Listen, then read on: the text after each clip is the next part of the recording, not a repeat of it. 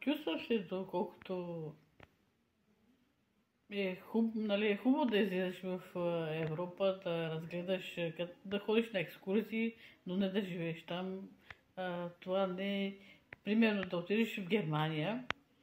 Аз така, нали, в Германия по-често хората ходят и аз съм ходила един път в Германия и това е държава, която може да разглеждаш, има хубави забележителности, не е за да живееш там. Аз поне не мога да живея в чужда държава.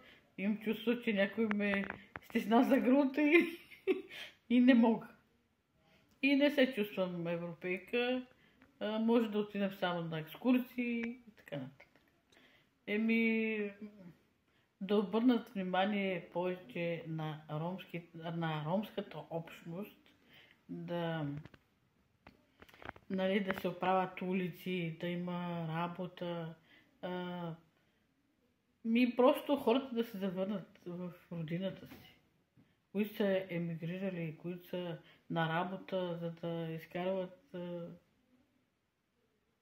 да си изкарват пари, да си правят примерно ремонти и дори да се хранят.